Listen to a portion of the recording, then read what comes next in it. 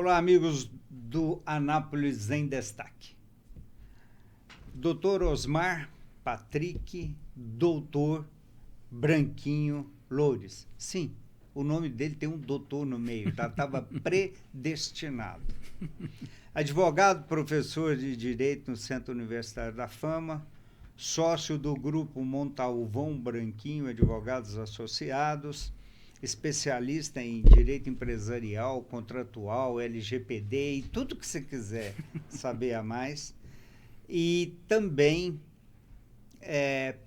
participa da Comissão de Direito Empresarial e do Agronegócio da OAB Subseção de Anápolis. Esse é o nosso entrevistado de agora, que nós vamos explorar muito, falando sobre... Ele vai falar. Seja bem-vindo, muito obrigado por aceitar nosso convite e, por favor, essa é a sua câmera, fale com os nossos ouvintes. Agradeço, Adriano, pelo convite. É uma satisfação enorme estar aqui hoje, principalmente da gente estar conversando sobre esses diversos assuntos. E o doutor no nome é sempre uma piada, né? À parte. Que sempre que as pessoas vão falar meu nome, falar doutor Osmar Patrick, dá aquela pausa, tipo assim... Esse Dois doutores? Tá, o cara é fera. É tão branquinho. Aí eu falo, doutor, tem doutor mesmo? Eu falei, tem. Mas então seu pai e sua mãe queriam que você fosse. Eu tô falando, gente, é que a gente já estava meio predestinado, a família já vem desse jeito. Mas é sempre uma piada, uma comédia boa para dar uma descontraída no início. Mas vamos lá, né? Sobre a questão dos nossos assuntos de hoje, o que é que você tem preparado aí para nós? Eu queria que você confirmasse o seu escritório, falasse um pouco do que o seu escritório pode oferecer, fizesse um merchan seu mesmo, porque eu acho que é um momento fenomenal para isso, inclusive dando os seus endereços de redes sociais, para que as pessoas que nos ouvem possam entrar em contato contigo. Hoje, vamos falar do grupo Montalvão Branquinho, inclusive minha sócia... A Montalvão está aqui? Está aqui. Nós somos um escritório especializado em ações civis, empresarial, família em geral, direito do servidor público. Então, temos um foco bem mais avantajado, bem mais graduado nessas áreas. Só que a gente não pode fazer muita propaganda do direito, né? Então, a gente vai falar da Factor Precisa, que é uma empresa de assessoria empresarial. Que aí a gente não viola nenhum estatuto. Claro. Justamente. Então, a Factor hoje é uma empresa de assessoria empresarial com um enfoque muito grande, principalmente em relação à recuperação judicial, à recuperação de ativos. Então, é uma empresa que a gente tem hoje localizada em Anápolis, uma empresa 100% anapolina, os dois, na verdade. A Factor foi fundada em 2020, com um período pós-pandemia, em relação àquelas recuperações que estavam acontecendo daquelas empresas que não tinham aquele fluxo de caixa, aquela representatividade em relação ao município. E que durante a pandemia começaram a passar uma dificuldade ainda maior. Exato. Por conta da falta de negócios. Isso. Então, teve muito empresário que tinha um negócio excelente, excepcional, mas tinha uma fragilidade que não sabia como é que ia reestruturar. Então, a pessoa falava, vou ter que fechar meu negócio, tá dando dinheiro, mas as contas não estou conseguindo. Eu falei, não, mas conta todo mundo tem. Um empresário que não tem uma conta não é empresário. Então, eu sou empresário, eu sempre vou ter minhas contas à vista, a pagas naquele momento. Então, desculpa, ele está sendo empresário errado, ele tem que ensinar os outros, tem que vender livro. Mas, brincadeira à parte, a gente entrou nesse negócio, nesse mercado, buscamos recuperar. Na época, a gente tinha 23 clientes que estavam buscando esse método, essa recuperação, esse planejamento financeiro, e graças a Deus a gente conseguiu colocar todo mundo num patamar financeiro dentro do próprio negócio da maneira que estava. Teve algumas empresas que a gente teve que mudar elas de lugares, readequar todo o seu planejamento. Era empresa que era 100% voltada ao atendimento de balcão, e a gente teve que tornar aquele negócio dele de uma maneira mais híbrida. Era aquelas pessoas que, eu sou muito contra da rede social, vender online, isso não é para mim. Eu não sou fã de fazer registros de caixa, fazer um fluxo de caixa, um controle de estoque. Era aquela pessoa que tinha uma agendinha muito clássica, tinha uma agendinha, colocava... Sobrou é meu. Colocava o dinheiro dentro da agenda, tipo, você quer dar conta de energia, então colocava a conta de energia e virava a folha, né? E aí a gente, não, mas a gente tem que sentar, tem que fazer um livro caixa, fazer um controle. Não, isso aí já é burocracia demais, aí já é o governo querendo fazer o controle, já tem muitos impostos relacionados a isso. Eu falei, não tem... O imposto não é o problema. Não, mas ó, pra você entender, o governo tá me tributando em tantos % sobre essa receita aqui. Eu falei, mas isso aqui é porque você tá enquadrado errado. Você já encontrou algum empresário brasileiro que não reclama da carga de impostos? Não, porque nós temos uma carga tributária extremamente alta. A nossa carga tributária hoje, para não falar que é a maior, é uma das maiores. E se a gente começar a falar que ela vai aumentar? É aquilo que... é a polêmica recente do IOF, por exemplo. É, a polêmica recente. A polêmica do IOF foi E dos novos impostos que serão aglutinados e criados. E assim, tipo... As pessoas olham e falam assim, mas eu pago muito imposto. Tá, mas você está pagando imposto por qual motivo? Se você está pagando muito imposto, você está tendo muita arrecadação. Não, mas eu não estou tendo muita arrecadação. Mas vamos fazer uma análise relacionada a isso.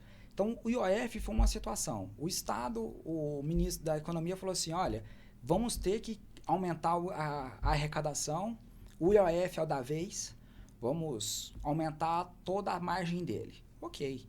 Se a gente fizesse um aumento relacionado ao imposto, criasse toda uma maneira nova de tributação, mas a gente parasse de ficar também criando novas maneiras de distribuir dinheiro, a coisa conseguiria ser fechada no final. Então, a gente cria-se o imposto sobre o IOF de uma maneira muito mais radical. E aí a gente vai para um lado onde começa a criar um outro tipo de auxílio, um outro tipo de bolsa, que aí vem aquela questão da energia para o pessoal do CAD, vem agora a questão do gás, vem agora uma mudança no Bolsa Família. São situações que você vai falar, mas para quê? Tá tudo bem, a coisa estava funcionando, a gente precisa arrecadar, a máquina pública precisa continuar, então ao invés de a gente ficar distribuindo dinheiro, por que a gente não fecha a torneirinha, organiza toda a contabilidade e aí aquilo que sobrar a gente volta a fazer toda aquela redistribuição. Você está virando comunista. É porque há um grande problema. O que o doutor está falando, o doutor Osmar fala uma coisa interessante, porque nós até comentamos aqui naquelas nossas pequenas entradas, a quantidade de despesas que o governo, aliás, os governos, inventam e passam para a gente pagar. O nosso comentário aqui, realmente, todos os empresários reclamam pela quantidade de impostos excessiva que paga. Mas vem o comentário, né, que inclusive o senhor lembrou aqui, mas você está pagando mais imposto porque está faturando mais. Tá tendo mais arrecadação. Eles esqueceram um dado, nem sempre a arrecadação significa lucro. Sim. Você pode arrecadar muito e não ter lucro. Aliás, se você vende mais tendo prejuízo, você vai ter mais prejuízo. O grande problema é que o nosso governo não devolve, em termos de benefícios reais, exatamente, aquilo que a gente paga, né? O que a gente vê saindo pela Petrobras, agora pelo INSS, e a partir de ontem, né? Hoje é dia 3/6/25, parece que até senadores e outros políticos entraram na caixinha do INSS, o que é um absurdo. Justamente. E uma coisa que peca muito o Estado quando a gente fala sobre a questão do imposto é que, lembre-se que quem paga o imposto é a comunidade, a sociedade. Quem paga o imposto é o empresário. Esses, por que eu uso essa como uma referência? Porque são esses que são obrigados, são esses que não tem como criar uma sonegação muito clara. Se a gente fizer um levantamento em relação a isso, o IBTT ele fez um levantamento recente sobre quanto o brasileiro consegue sonegar. Então, são valores que ultrapassam hoje números... Não vou falar que ele é... trilionários. Ele não é bonito. Ele chega a ser esotérico, de tão exótico que é. São valores de 417 bilhões de reais. Por quê? Quando a gente tem uma arrecadação muito alta, a gente cria um imposto muito alto, a sonegação passa a ser muito alta porque as pessoas tentam buscar um balanço, um equilíbrio. Então, se o Estado fomenta, por exemplo, um incentivo fiscal, fomenta um incentivo municipal, por exemplo, cidade de Anápolis. Se a prefeitura criasse um incentivo para poder fazer com que as pessoas criassem escritórios, criassem locais, criassem todo um mecanismo de fazer um fomento do comércio local, você quer reestruturar seu escritório, quer fazer uma ampliação, você quer criar uma estrutura maior, você quer aumentar a sua fábrica, quer contratar uma máquina, ou contratar um funcionário, ou comprar uma máquina, a prefeitura poderia fazer um incentivo. Essa máquina custa quanto? 250 mil reais. Então, compra essa máquina vai trazer quantos funcionários novos? Não, eu consigo contratar 10 funcionários.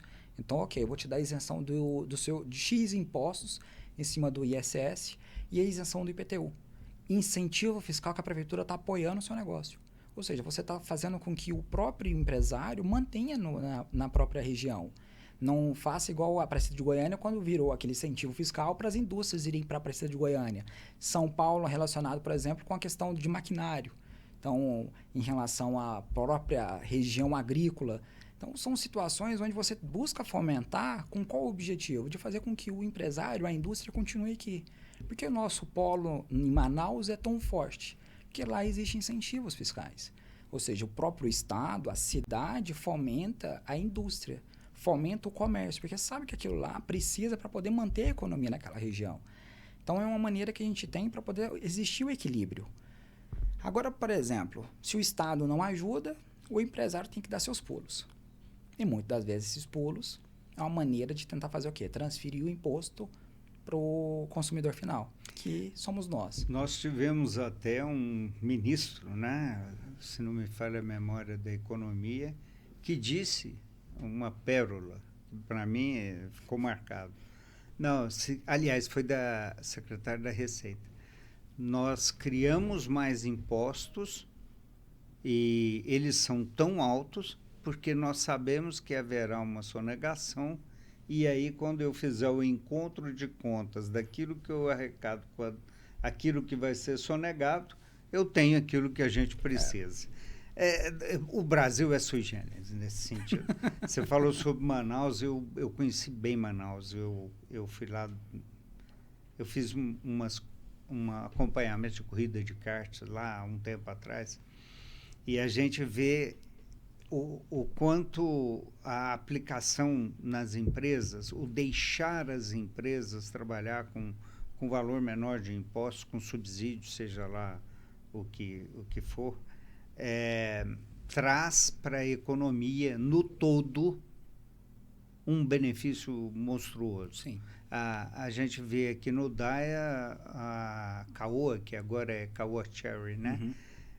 Antigamente era Hyundai. E desde que eles se instalaram aqui, a quantidade de empregos que ela trouxe para a cidade e aí eu não estou falando somente emprego formal, porque você tem um emprego formal, direto, mas você tem alguns empregos informais que giram em torno disso e empregos formais indiretos. Sim. Por conta de hotéis, restaurantes... Prestação de serviços. Prestações de serviços diversos, limpeza, guarda... manutenção. Um monte de coisas. Então... eu concordo. Eu queria trazer uma pergunta para você do seguinte assunto. Quando você vai fazer uma recuperação numa empresa, quais são os pontos que mais pegam? O que é aquilo que mais é tributário, é contábil, é pessoal, é estrutural? O que é? A parte que mais pega e a que mais complica o planejamento de recuperação de uma empresa chama-se empréstimo. Hoje, todos os empresários, ele faz o que antes de chegar na recuperação? Ele tem 10 mil reais de receita, mas ele tem um passivo de 15. Em certa forma, em algum momento do mês, 5 mil reais sempre vai ficar jogando para o mês subsequente.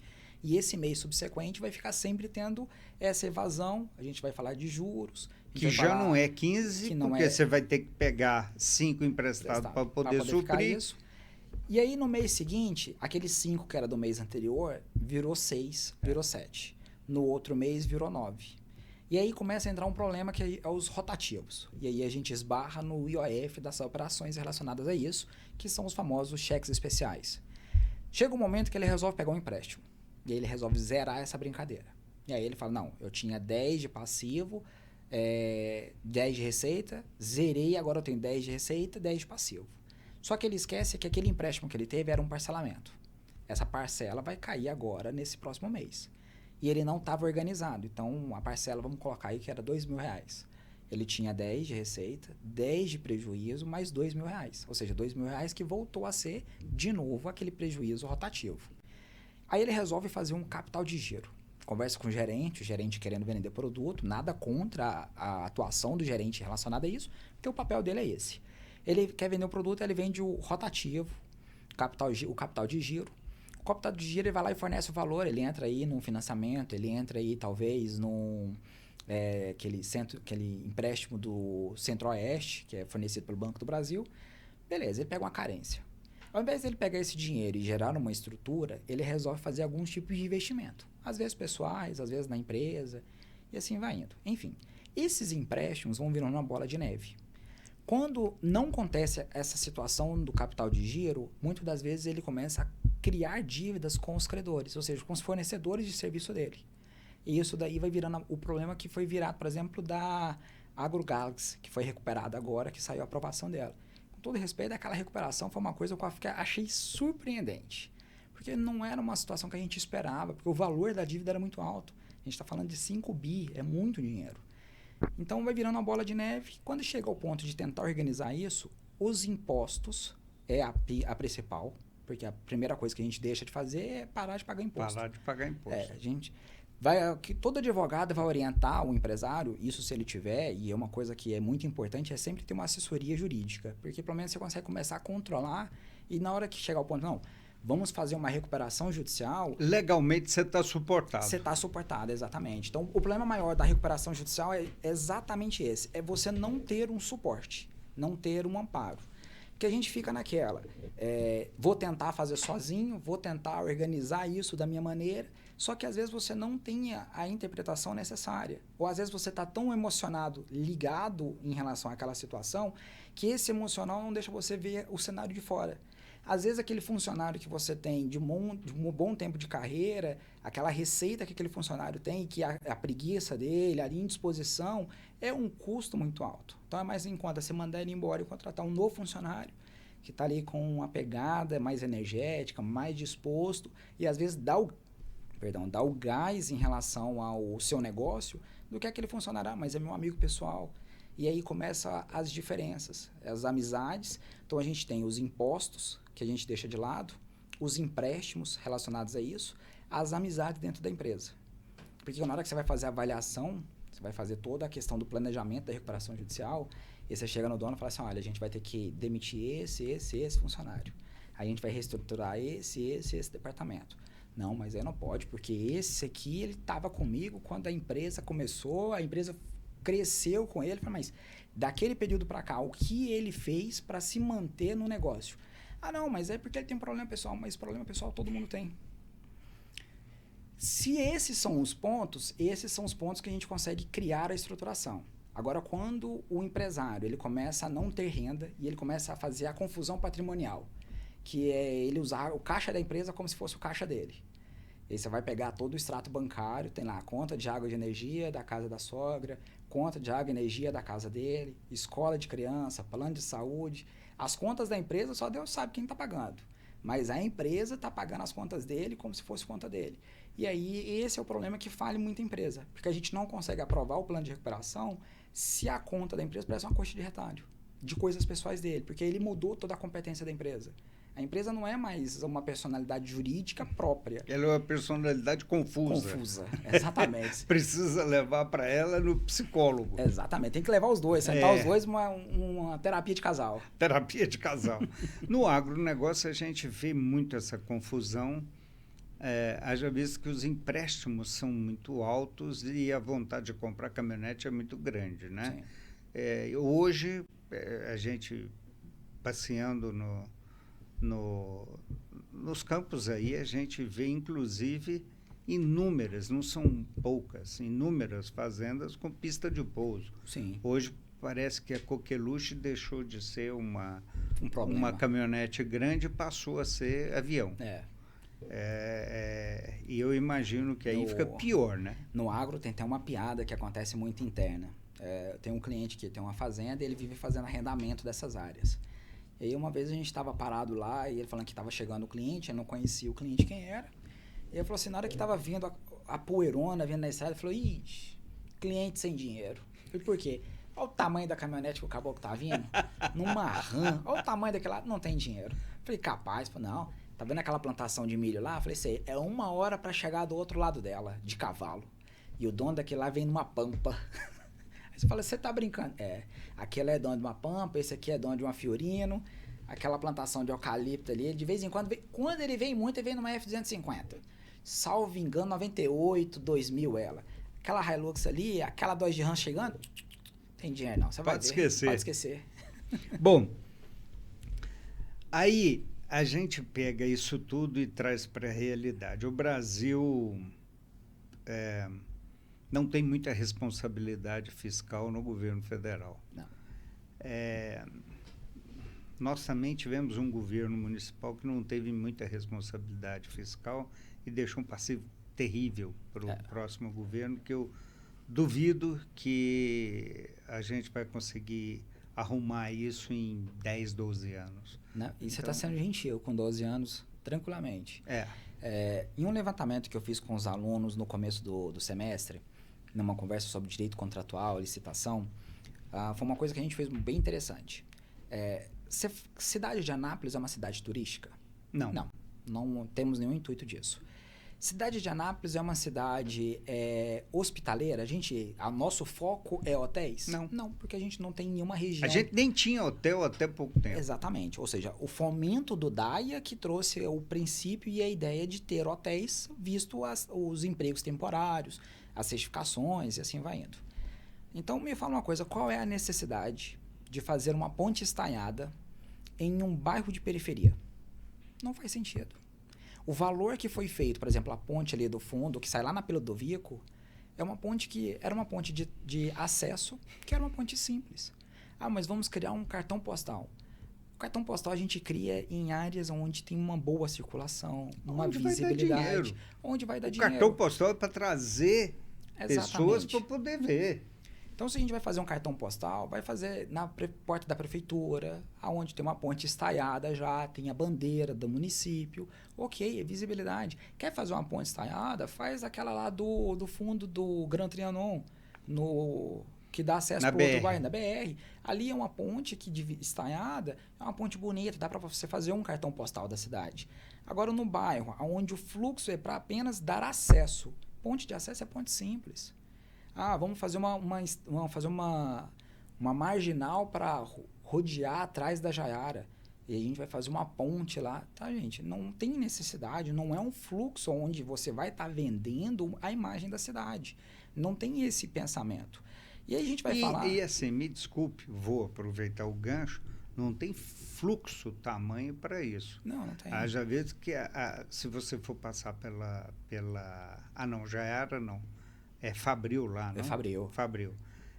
Porque se fosse para Jaiara, justificava você passar por fora para cortar a cidade para acessar um 53. Mas não é nem isso. Não é isso. Você vai acessar uma GO, que não é nem uma BR, e que liga pequenas cidades e que no final dela, se você for no final dessa rodovia, você vai continuar numa GO. Numa GO. Então...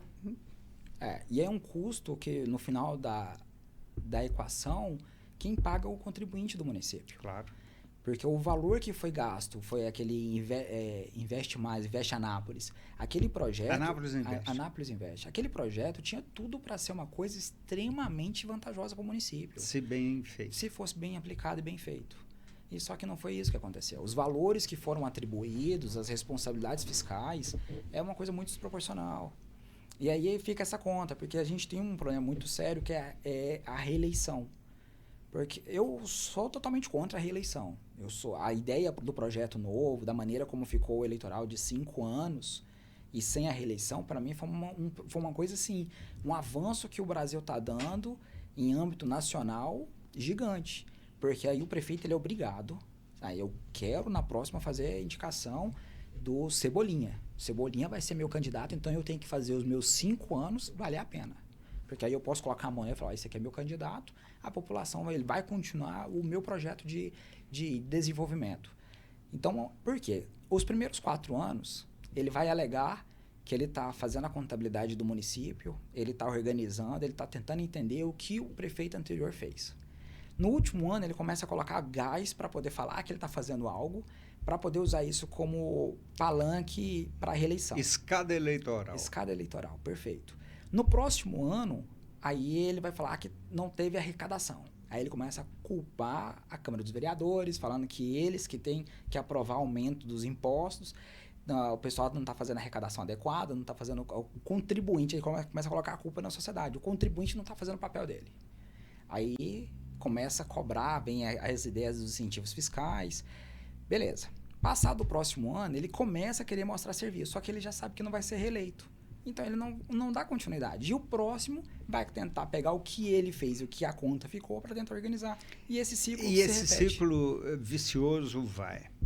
Antes das mudanças implementadas o mês passado no IOF, nós tínhamos umas alíquotas que, pelo governo federal passado, elas vinham sendo decrescidas, concorda? Agora, em alguns casos, né? Principalmente em aplicação. Agora, o governo atual está subindo, e a celeuma do IOF é por conta disso, principalmente no que tange a operações financeiras, que são empréstimos e tudo mais assim, cartão de crédito, viagem, cheque especial, e isso vai trazer um reflexo em cadeia, que eu chamo, porque você aumenta esse pouquinho aqui, porém, ele tem reflexo em todos os outros da cadeia. É Sim. Como nossos impostos atuais, que, se Deus quiser, vai mudar, né? Porque você plantou uma árvore, na hora de você comprar lá a muda, aquela pessoa tem que pagar imposto, certo? Aí ele te vendeu, cresceu, ele comprou um monte de coisa para aquela árvore crescer, paga imposto. E aquelas pessoas que deram os insumos pagam imposto.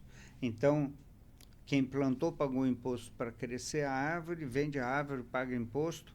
Aquele motorista do caminhão que levou a árvore para lá pagou o imposto de tudo que ele usou no caminhão dele, o diesel, o pneu, pedágio, petróleo. Tudo. IPVA, seguro.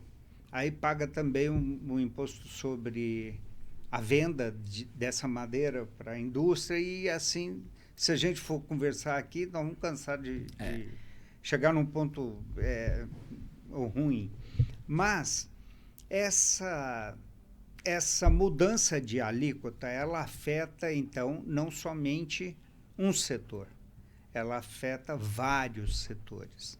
E eu tenho muita vontade de que a gente faça um bate-papo onde a gente possa explicar detidamente, de forma simples, quais os reflexos disso, e nada melhor do que um professor, né? Quais os reflexos disso para a população, para a indústria e para o comércio. Fique à vontade por onde você quiser começar. Vamos. O tema é extremamente delicado, mas muito importante. A gente tem uma cadeia. A indústria vai produzir um tecido. Esse tecido ele precisa de um insumo. Então, ele compra um insumo para poder fazer esse tecido. A pessoa que produziu o insumo para fazer o tecido, ela não vai pagar o imposto. Ela vai embutir o imposto no produto para que quem está comprando a indústria pague esse imposto. A indústria já tem essa ciência. Ele paga o imposto. Acontece que ele transfere. Mas ele tem que recolher. Exato, ele é obrigado. Ok, a indústria pegou o imposto e o produto. Ele já sabe que ela já pagou o imposto. e aí ela produz o tecido.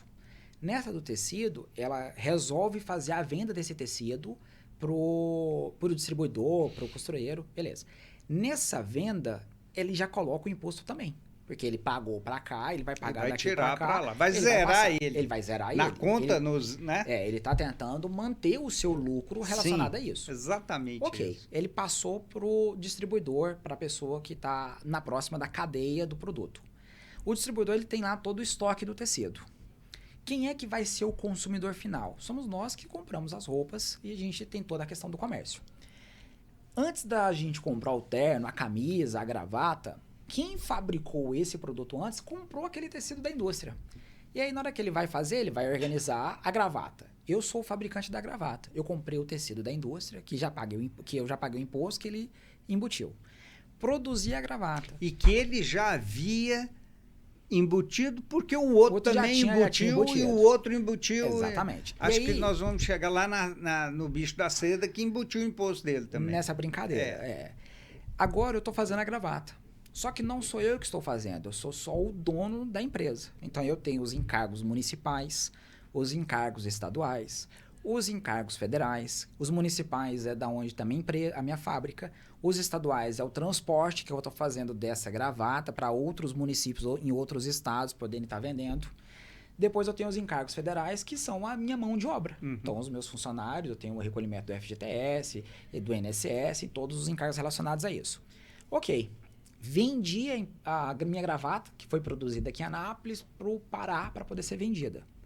Minha gravata chegou lá, e aí ela está na loja agora para ser vendida. O comprador da loja, ele fez o quê? Ele sabe que ele pagou o imposto que eu recolhi e paguei para ele poder pagar. Ou seja, eu estou tentando manter meu lucro. Ou seja, para não ficar no 0 a 0, no máximo que eu dê conta. Se muitos dos casos, ter ali 1%, 2% em relação a essa questão desse faturamento. O vendedor final, ele vai pagar esse imposto? Não vai. Não, ele vai transferir. Ele vai transferir para quem? Claro. Para o consumidor, que é para nós da sociedade lógico. em si. Então, na hora que a gente vai pagar a gravata, por exemplo, eu comprei essa gravata, eu vou pagar ela, nessa brincadeira, na nota vai vir descrito todos os impostos que eu estou pagando. Só que eu estou pagando esses impostos relacionados a esse tipo de fornecedor. A cadeia dos impostos eu não sei. Então, o consumidor final, ele não tem ideia que essa gravata, para chegar no preço, por exemplo, de R$40, lá atrás ela veio pagando, por exemplo, se ela não tivesse vindo pagando todos os impostos de 40, talvez essa gravata custaria R$10, R$9. Na semana passada, nós tivemos o evento do Dia do Imposto. Do Dia do Imposto, né? Que foi organizado pela CDL, jovem. Que foi organizado pela CDL. E aí você passava nos postos de gasolina e via aquela fila quilométrica por conta de, acho que 40%. Mais ou menos do álcool, em cima do álcool. E aí eu falo, gente, na minha cabeça fica, esse imposto que nós estamos colocando aí como desconto, ele é somente a ponta do iceberg. Exato.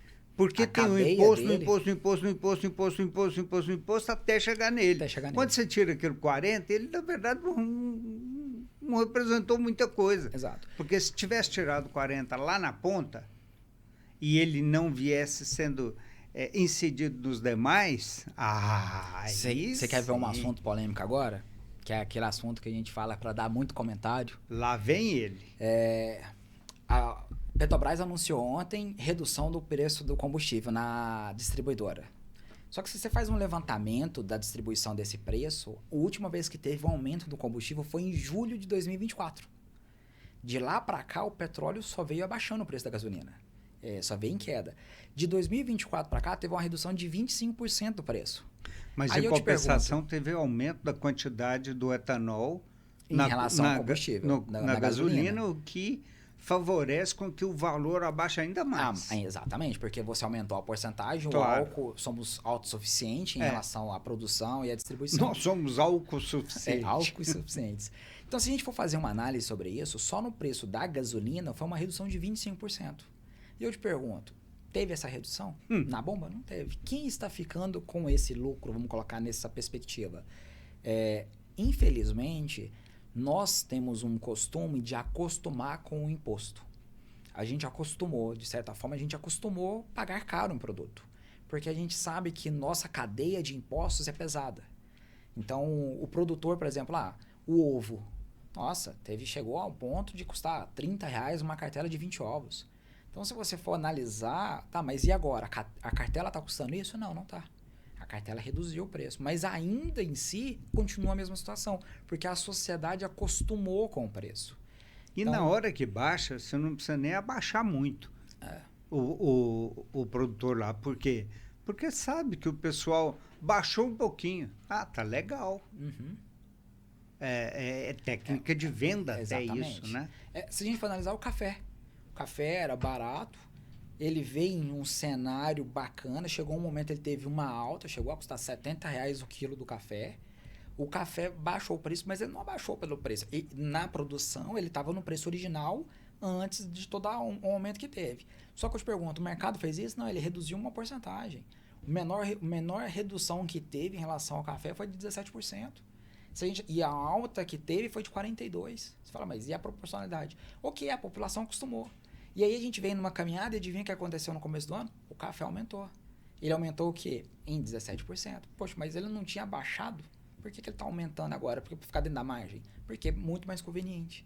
O problema da conveniência é que gera movimentos como foi no dia 29 de maio, que é a questão do incentivo do não imposto. E ainda tem político que é contra, que fala que essa ideia fomenta a situação da sonegação, que fomenta o incentivo de não continuar com o pagamento dos impostos, que isso daí vai gerar um outro desdobramento.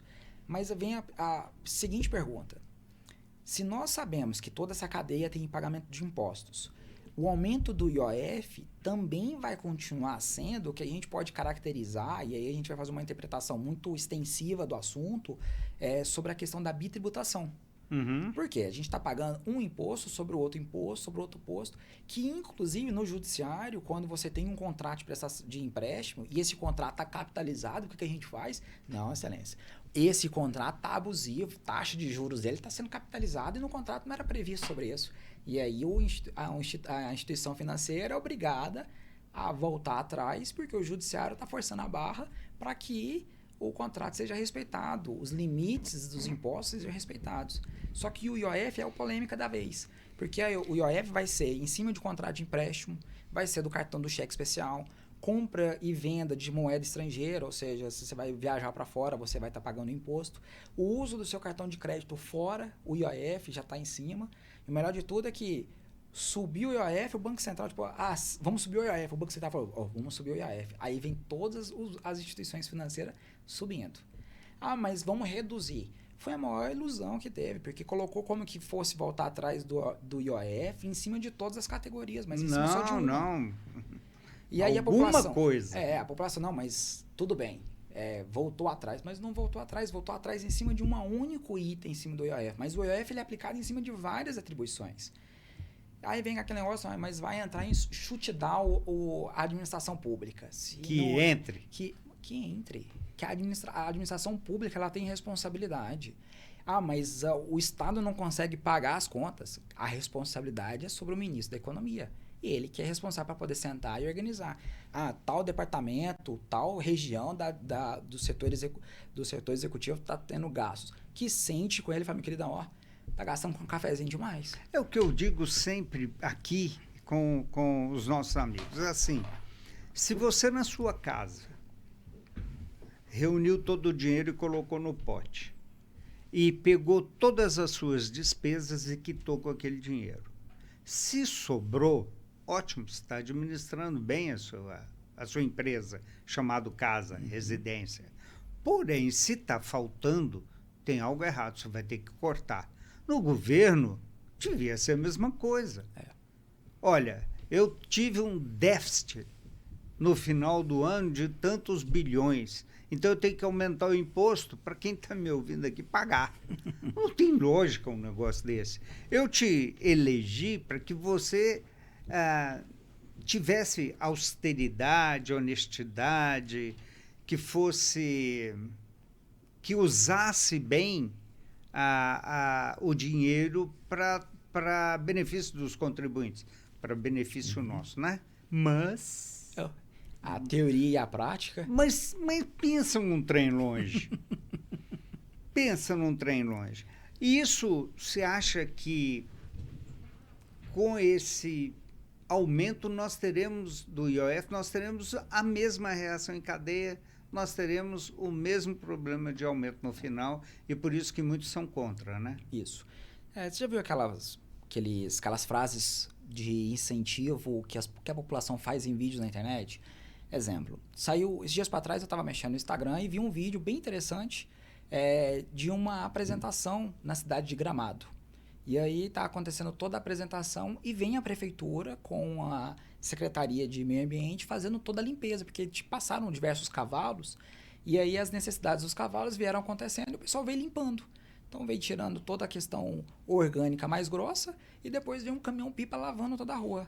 E a frase que todo mundo colocava, aí eu vejo prazer em pagar meu imposto. Claro. Porque você vê que é uma cidade extremamente limpa, organizada, é uma cidade turística, ela precisa vender essa imagem. Então, quando a gente vê que o Estado faz um papel essencial, e o mínimo, vamos colocar desse jeito, ele faz o mínimo essencial de uma maneira elegante, todo mundo apoia. A população apoia, porque a população começa a ver resultados. A população está naquela situação que ela vê que ela paga uma carga tributária muito alta. Só que quando ela vai andar numa rodovia, ela vê que aquele imposto não está sendo aplicado. E ela vai andar numa rodovia pedagiada e ela fala, não, realmente, pagar esses 5,40 está fazendo sentido. Foi quando veio o pedágio da 0,60. Chegou a um ponto onde o pedágio hoje a gente não pode elogiá-lo mais, já que a gente está rodando numa rodovia que parece que a gente está rodando numa GO. E você vai olhar assim e fala, moço, cadê o imposto que eu estou pagando em relação... Aí a pessoa não é imposto, né? É uma taxa, uma tarifa. Dobrada, exatamente. Estou pagando uma tarifa dobrada em relação a uma rodovia que ela não tem uma manutenção. E aí começa toda a repercussão relacionada a isso. Então, quando a gente fala, por exemplo... Eu queria aproveitar esse gancho e eu vou só dar uma viajada aqui, mas segura aí. Porque é o seguinte, se você andar eu vou colocar o trecho Brasília-Goiânia. Nós temos até uma coisa que eu acho que o governo deveria ter exigido dos concessionários, que são os pontos críticos. Essa rodovia ela tem pontos críticos terríveis. E eu não consigo entender por que ninguém entra na justiça, por que ninguém faz nada. Vou dar um aqui, Trevo de Goianápolis. O Trevo de Goianápolis é um trevo onde o acúmulo de água, criando ali uma lâmina para provocar um aquaplane, é imenso no carro.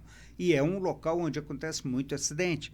Nós temos uma descida entre a Alexânia e a Badiânia, que também é recordista em índice de acidente. A saída do pedágio de Alexânia é uma saída que é problemática. A própria saída do pedágio.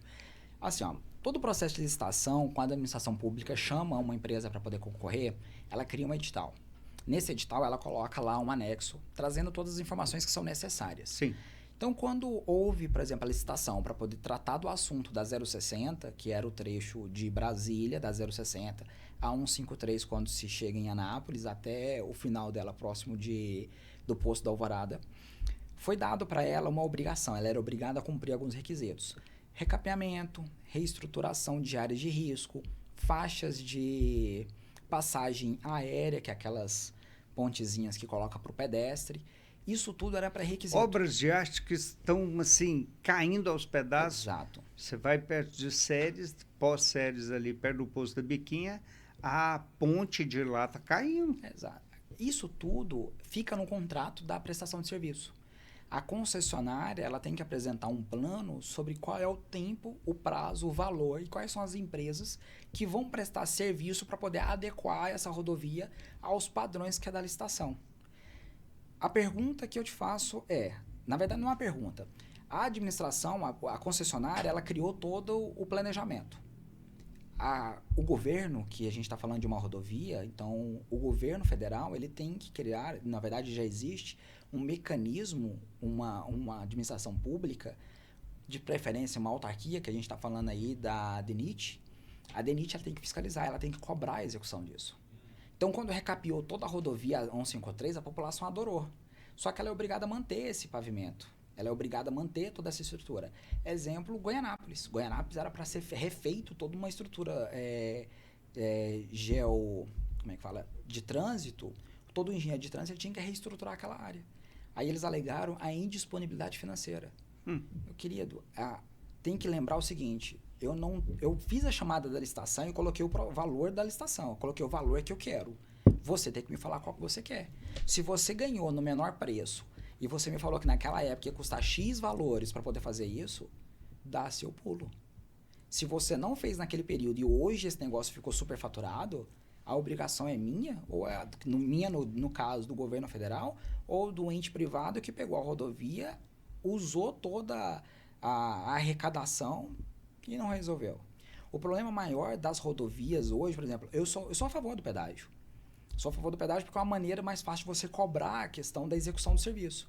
Só que quem tem que cobrar pela população, não sou eu, não são elas, não é você, é o Ministério Público. O Ministério Público tem a função social de cobrar em ação popular essas obrigações, esses cumprimentos de contratos. Sem ser provocado. Sem ser provocado.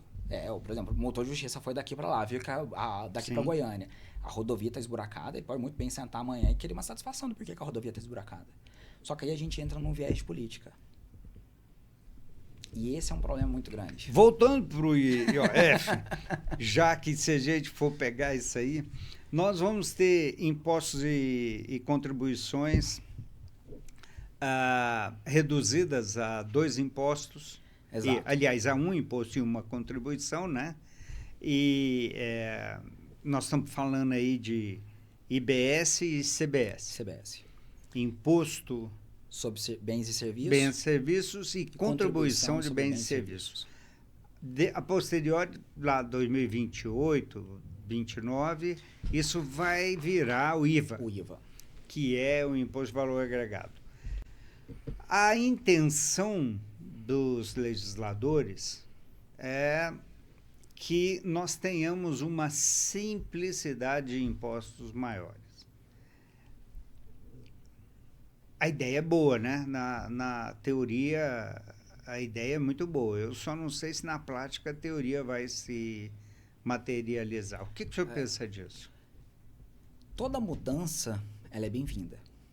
Toda mudança é bem-vinda quando ela vem para agregar e para somar. Obrigado, porque eu já ia brigar aqui. Então, assim, a gente tem uma carga tributária alta. Simplificar as nomenclaturas dos impostos é essencial, para facilitar a população para poder saber. Então, hoje nós temos ICMS, ISS, IPI, PIS e o benéfico do COFINS. Ok. Quando a gente vai pegar uma pessoa leiga e ela vai olhar uma nota fiscal, um produto que ela comprou e ela começa a ver um monte de nomezinho dessas letrinhas e não sei o que, é igual você vai no cartório. Você vai pagar os emolumentos cartorários. E você vai olhar a distribuição do que é. Você desiste. Eu tinha uma época que eu estava curioso em olhar um a um. Quando eu vi que o negócio é tipo assim, eu estava pagando R$ 1.135 em um registro de uma escritura no cartório. E esses 1.135, 37% Tribunal de Justiça, 0,9% a associação não sei mais o que, 1,3% não sei mais o que de associação. E você começa a dar uma olhadinha e fala assim, moço, pra quê? Associação de sistema único. Você fala, mas sistema único do quê? E aí você começa a dar uma pesquisada, você vai começar a ficar birulito das ideias.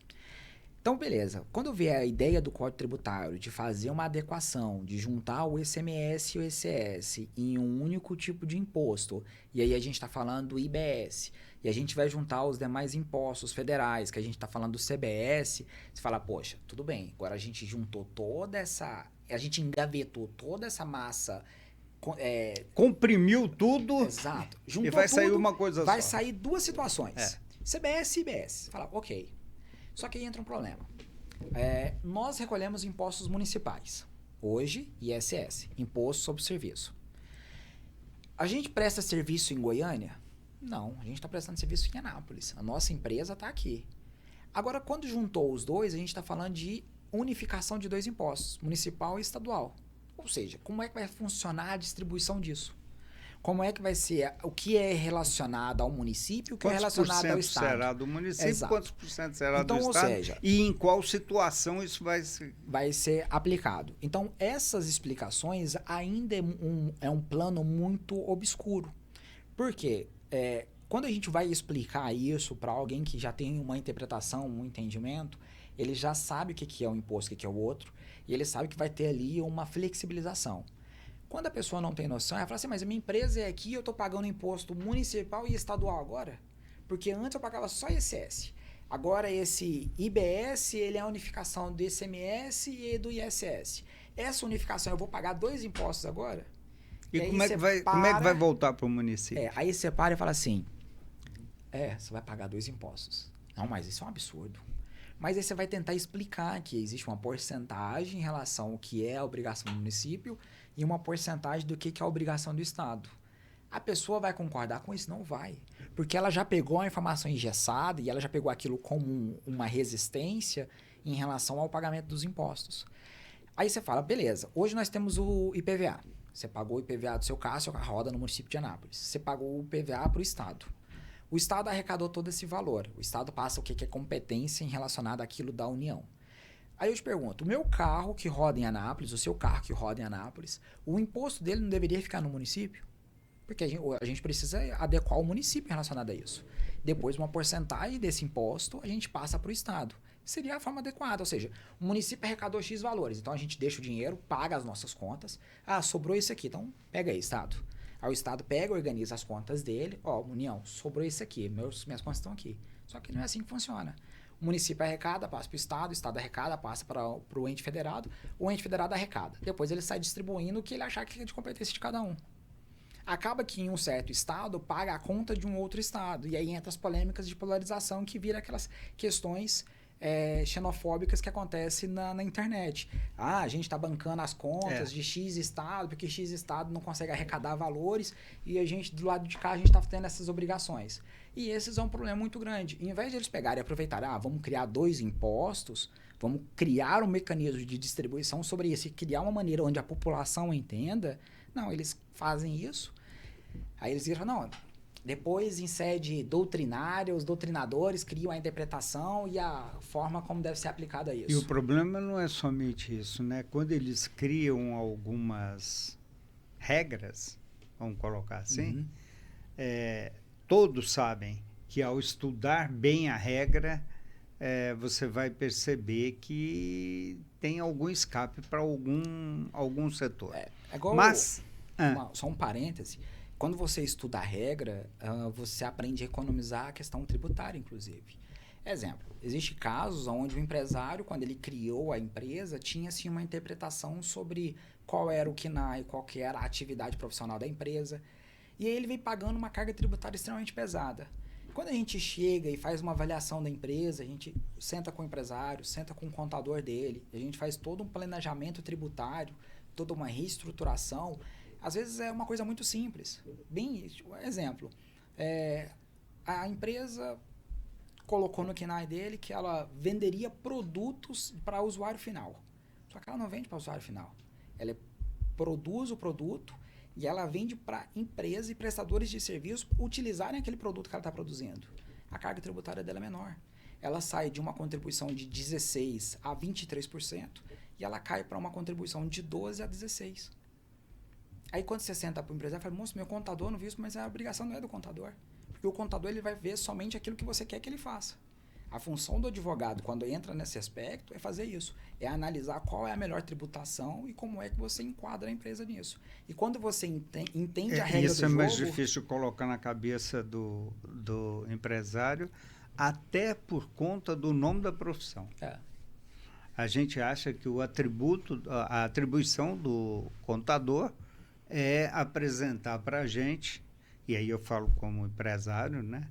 É apresentar para a gente as diversas oportunidades que nós podemos ter de não pagar tanto imposto. Exatamente. Nada de sonegar, de não pagar tanto imposto. É você pagar aquilo que é justo. A gente esquece que isso vem através de lei, né?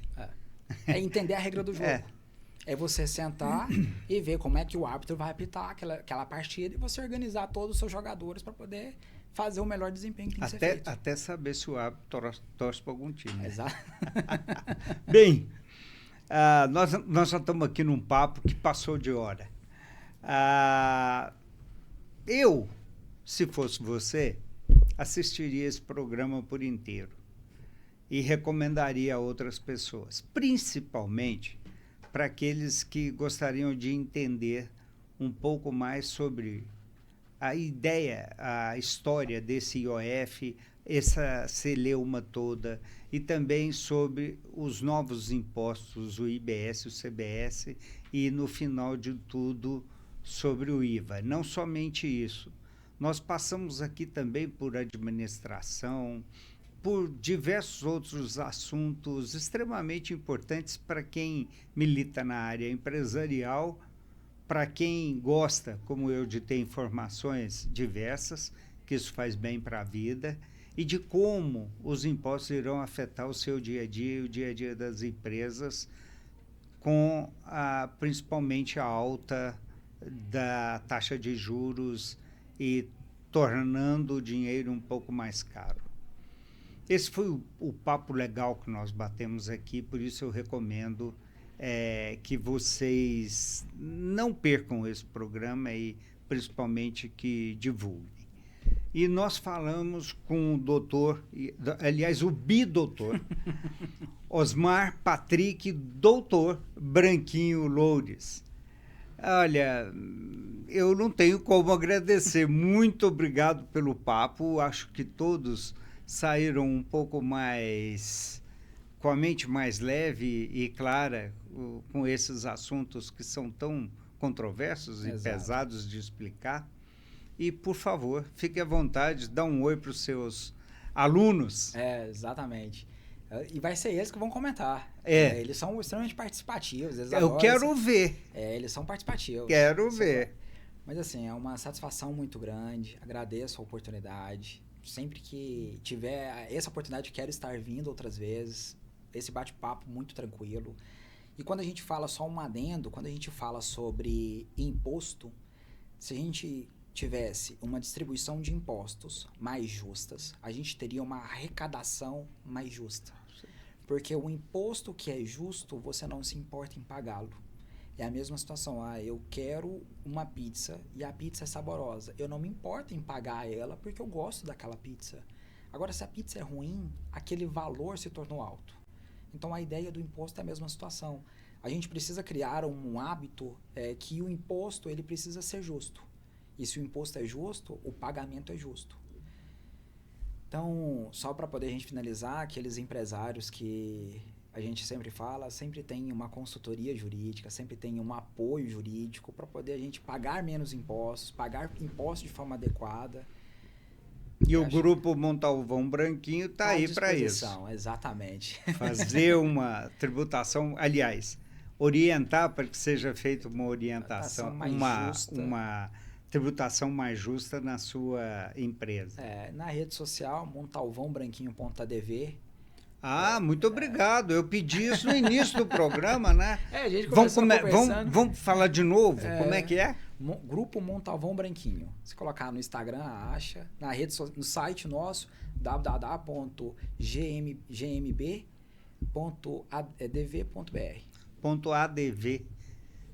.adv.br. Bem, nosso papo acabou. Eu sou o Valeriano Sayum. Informação com credibilidade.